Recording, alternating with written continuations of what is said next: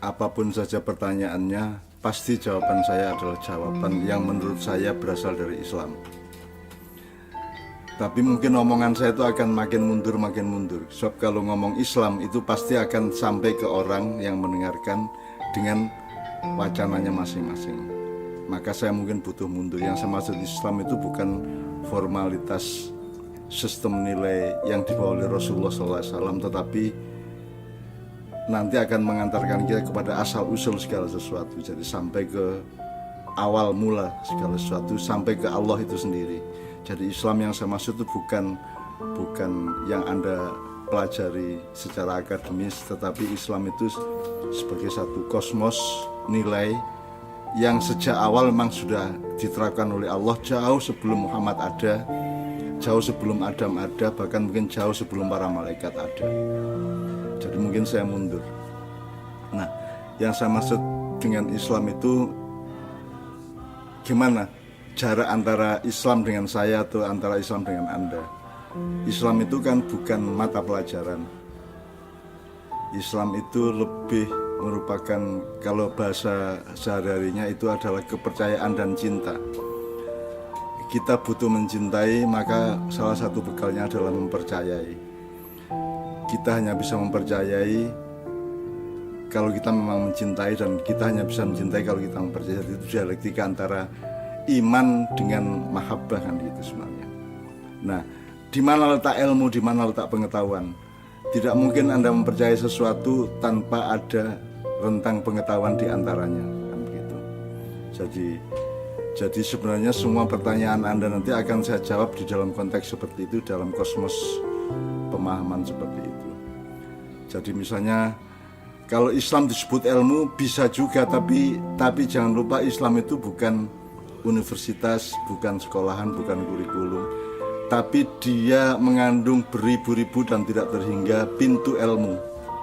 Jadi ilmu itu sudah pasti sesuatu yang harus dimasuki oleh setiap pelaku Islam, karena dia menyediakan pintu-pintunya. Sekarang sebenarnya kowe ora sekolah, asal kowe mengislamkan dirimu, maka kamu dengan sendirinya akan bersekolah.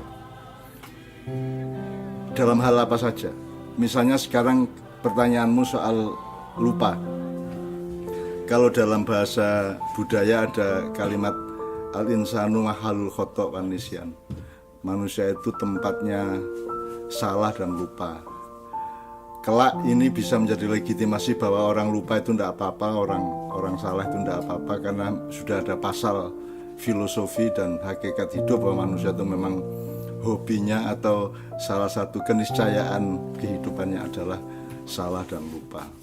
Nah, di situ muncul ilmu, muncul kewaspadaan, muncul pengetahuan untuk supaya pasal yang saya sebut tadi tidak menjadi legitimasi untuk membuat kita boleh salah dan boleh lupa kan begitu. Nah, sekarang kalau ngomong lupa berarti lawannya adalah ingat.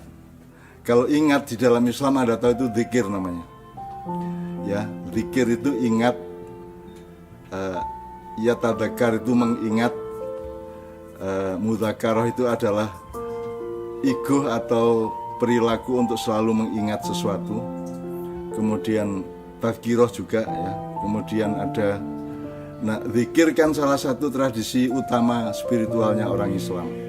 Maka zikir itu sebenarnya adalah sebuah pelajaran psikologi, sebuah pelajaran sosial, sebuah pelajaran kejiwaan, sebuah pelajaran peradaban, sebuah pelajaran politik, pelajaran sampai ke tingkat medis. Kita jangan sampai lupa bahwa kita ini adalah, jadi gini, kan sekarang kalau ngomong ngomong lupa berarti ngomong ingat. Kalau ngomong ingat berarti ngomong zikir. Kalau ngomong zikir berarti yang berzikir itu kan bukan hanya peristiwa kesementaraan manusia menghafalkan sejumlah kata dari Al-Quran atau dari kiai, dari Nabi untuk kita zikirkan. Zikir itu artinya adalah pelajaran tentang bahwa yang punya ingatan atau memori pada manusia kan bukan hanya pengalaman sejarahnya, gennya juga punya, DNA-nya juga punya ingatan, sel-selnya punya ingatan, bahkan benihnya ketika Allah mentakdirkan dia menjadi manusia kan sudah ada ingatan tentang perjanjian antara kita dengan Allah yang kita tidak ingat. hampir 100% manusia tidak ingat itu. Karena apa? Karena memang sering kita omongkan bahwa yang namanya pendidikan itu sebenarnya adalah metode untuk mengantarkan murid mengingat-ingat apa yang harus dia ingat, dan mungkin di satu pihak melupakan apa yang sebaiknya dilupakan, misalnya dendam, sakit hati, dan itu urusannya bermacam-macam. Tapi sekarang, jadi sebenarnya kalau kita ngomong Islam bukan ilmu. Islam itu cinta dan kepercayaan. Tetapi untuk menjalankan dialektika antara cinta dan iman, itu kita membutuhkan pengetahuan, membutuhkan ilmu. Nah, maka ilmu bukan substansinya, ilmu adalah torikotnya, ilmu adalah caranya, ilmu adalah pintu-pintunya untuk memasuki.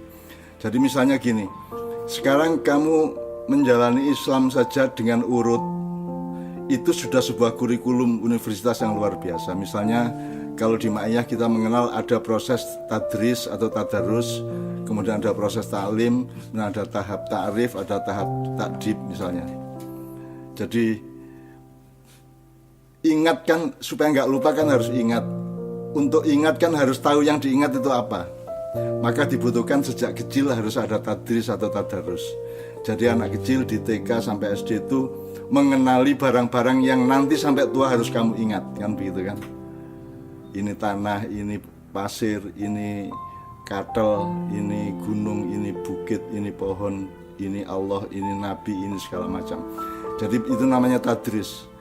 Mengidentifikasi atau mendaftari segala sesuatu yang nanti kita rekap, yang mana yang harus kita ingat selamanya, mana yang boleh kita lupakan, mana yang penting pada saat tentu kamu ingat misalnya. Itu kan ada nanti di dalam dialektika sosial ada daftarnya, ada kepantasannya masing-masing. Misalnya kamu punya istri, jangan sampai tidak ingat hari ulang tahunnya misalnya, kalau enggak nanti kamu celaka umpamanya gitu. Nah, jadi soal lupa dan ingat saja sudah ada mata pelajaran yang luar biasa banyak. Jadi tadarus atau tadris adalah mengenali apa-apa yang perlu diingat. Nah, nanti ada pasal diingat sampai kapan, diingat seberapa lama, kenapa harus diingat, seberapa mendalam diingatnya, dan seterusnya. Itu nanti ada sub-sub pelajarannya lagi. Nah, kemudian taklim, jadi ada majelis tadris, kemudian ada majelis taklim. Taklim adalah mengingat seluas mungkin. Untuk bisa mengingat hal-hal secara luas berarti harus seluas mungkin pengetahuan kita. Maka menjadi Islam adalah orang yang selalu mencari pengetahuan. Karena kita harus ingat seluas-luasnya. Dari peta kecamatan dan desa kita, kabupaten sampai nasional, sampai dunia, sampai Milky Way, sampai supernova, sampai galaksi yang tidak terbatas, sampai di luar ruang itu ada ruang apa tidak, dan seterusnya, sampai kita nggak bisa membayangkan bahwa ruang harus terbatas. Tapi kalau ruang itu terbatas, di luar batas itu ruang apa bukan, kan begitu. Tapi kalau ruang itu tidak terbatas, kita juga tidak bisa mencapainya. Jadi itu saja sebuah bahan untuk zikir yang luar biasa. Kalau manusia ingat tiap hari, maka dia tahu bahwa dia tidak berdaya, dia sangat kecil, dia sangat kerdil, dia sangat debu, dia sangat tidak berarti apa-apa di tengah alam semesta ciptaan Allah. Terus kalau ta'rif adalah mengingat sedalam-dalamnya, kalau taklim mengingat seluas-luasnya, kalau takdib adalah aplikasi dari keduanya tadi. Sebagaimana kalau kita paralelkan, Rahman adalah cinta yang seluas-luasnya, Rahim adalah cinta yang sedalam-dalamnya. Kemudian dia berdialektika, dia menjadi dia menjadi bangunan, sehingga menjadi bulatan yang kita tidak tahu ada sisinya apa tidak, tapi kita membayangkan itu bulatan. Itu hanya bayangan, bukan berarti alam semesta ini bulatan ya. Itu hanya batas kemampuan manusia untuk membayangkan ruang atau alam semesta ini. Nah, jadi setelah kita membiasakan diri untuk hidup di dalam dialektika antara Rahman Rahim, antara taklim dengan takrif, maka takdib kita atau pemberadaban perilaku kita sehari-hari akan terbimbing secara rasional maupun secara naluriah dari dalam diri kita. Jangan lupa bahwa Allah bekerja sangat nyata di dalam diri seseorang. Dan Anda kalau mempelajari diri Anda kan juga sudah tidak akan tercapai lagi. Misalnya di otak Anda aja ada berapa helai urat saraf, ada berapa miliar, ada berapa sel, ada berapa bulatan-bulatan kecil, ada berapa virus, ada berapa bakteri, ada berapa segala macam kan, kita juga tidak akan mampu. Jadi kita jangan sok pinter. Jadi tidak berarti Islam itu tidak pro terhadap ilmu. Islam itu iman dan cinta, tetapi ilmu diperlukan. Nah, kalau Anda memperlakukan Islam hanya dengan ilmu, Anda akan mati di tengah jalan karena Anda tidak akan mampu mencapai apapun. Yang makro tidak bisa kita bayangkan, apalagi yang mikro. COVID-19 ini adalah sesuatu yang tidak kasat mata, dan pakai mikroskop dengan perbesaran dengan zoom berapapun belum tentu dia kelihatan. Artinya kalau kita sekarang memang teknologinya tinggi, misalnya kita punya alat sak handphone gini untuk gini-gini kan, ketok oke ono corona ora ojo rono kae, ora ono corona ora corona kan, kita tidak punya alat itu. Artinya manusia sekarang hancur lebur ilmunya karena ternyata tidak tahu apa-apa mengenai sesuatu yang begitu kecilnya, yang begitu seolah-olah tidak berdaya. Jadi ilmu modern sekarang itu kan sudah seperti Fir'aun yang bangkrut lah. Artinya makhluk Tuhan yang menuhankan diri, makhluk yang mengkholekkan diri, tetapi sekarang tergeletak dan tercampak di dalam ketidaktahuan, di dalam kehampaan, di dalam kekosongan yang dia tidak ngerti apa-apa. Sampai akhirnya sekarang kita harus menemukan kelahiran baru, menemukan kesadaran baru, kerendahan hati baru, dan seterusnya. Nah, saya kembalikan kepada ingat dan lupa. Kalau kita terus-teruskan, sekarang kalau dalam pelajaran Islam kan, pertama waktu SD etika kan kita deres itu dari bahasa Jawa, dari kata tadarus. Deres itu kan tahap awal dari pengenalan apa yang besok harus kita ingat.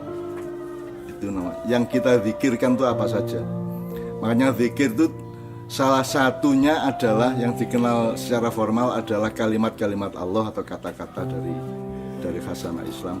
Sesungguhnya zikir itu adalah Anda menyadari segala sesuatu secara menyeluruh, bahwa Anda tidak bisa melihat pohon tanpa menemukan Allah kan. Anda tidak bisa bangun tidur tanpa ingat kepada Allah. Anda tidak bisa mimpi tanpa kesadaran tentang Allah, dan seterusnya. Nah, itu yang namanya tadarus. Itu mestinya pelajaran SD itu sederhana aja. Inilah yang harus kamu ingat-ingat dalam hidupmu, ini. Nggak usah dipelajari dulu, didaftari aja. Di rumah harus ingat ini. Di luar rumah, di kebun harus ingat ini, di pasar ingat ini, di jalan ini. Pokoknya didaftari aja apa yang harus dizikir, apa yang kamu tidak boleh lupa.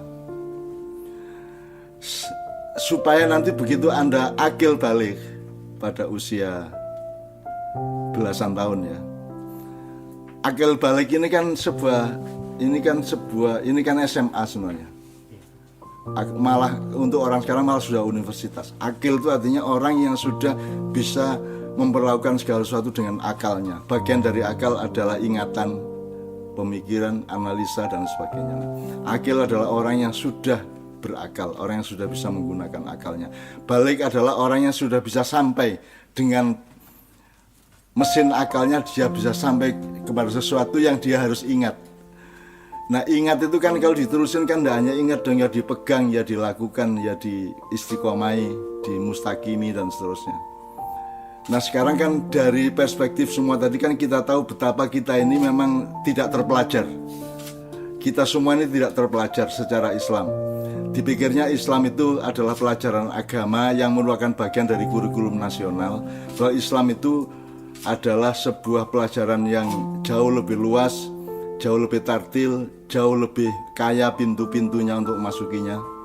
Ya, jadi akil balik aja sekarang kan kita tidak paham. Rata-rata kan orang akil balik itu ya wong wis mimpi basah ngono tok toh. Akil balik itu adalah orang yang akil. Akil itu someone who use al-akal, seseorang yang sudah bisa menggunakan akalnya. Nah, kata mengakali itu kan memperlakukan sesuatu dengan akal, bukan menipu. Nah, kita kan sudah ditipu oleh kebudayaan kita berpuluh-puluh tahun, mungkin berabad-abad, bahwa mengakali itu sama dengan nguri'i kalau bahasa Jawanya. Bahwa mengakali adalah memperlakukan sesuatu secara atau dengan akal. Nah, balik itu mencapai. Jadi perjuangan mengakali sesuatu sampai akhirnya mencapai sesuatu itu. Nah, sesuatu itu nanti kita pegang benar untuk kita zikirkan, untuk kita wiridkan.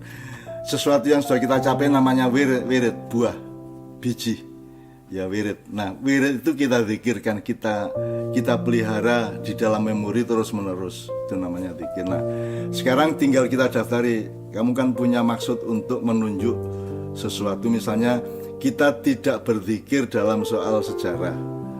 Misalnya bangsa kita kurang berzikir soal apa yang dulu ditemukan oleh nenek moyang kita. Kenapa dulu kita tidak boleh duduk di atas bantal? Kenapa kita dulu tidak boleh tidur siang? Kenapa waktu maghrib kita jangan sampai ngantuk? Kenapa waktu subuh kalau bisa jangan tidur lagi? Kenapa kalau kan banyak sekali yang kita pikir itu klenik kita, karena kita ini sok modern, sok hebat. Kalau orang modern kan cirinya gini, kalau dia tidak tahu disebut salah kan gitu. Terus dia ejek kan gitu. Padahal kan urusannya kan dia belum tahu. Sama dengan Tuhan diperlakukan oleh orang modern. Tuhan itu tidak bisa dibuktikan secara akademis, maka dia tidak ada gitu. Sampai Stephen Hawking pun mengatakan Tuhan tidak ada. Seolah-olah manusia itu punya kemampuan untuk menyebut ada dan tidak ada, padahal dia adalah sebuah ada yang sebenarnya tiada, sesuatu yang hanya diada-adakan oleh Allah, satu simulasi semestawi yang sangat besar yang diciptakan oleh Allah. Karena kamu merasakan manis saja itu kan karena ada alat di lidahmu untuk merasakan manis gitu kan. Kalau alat itu sama Allah dicabut kan kamu tidak bisa merasakan manis. Dan itu berlaku untuk segala hal yang lain. Jadi seluruh kepandaian manusia, seluruh ilmu manusia itu batal ketika receivernya atau alat atau softwarenya, hardwarenya itu tidak berlaku. Nah, jadi kembali ke soal lupa tadi. Nah, sekarang kita tinggal mendaftari bangsa Indonesia lupa apa saja.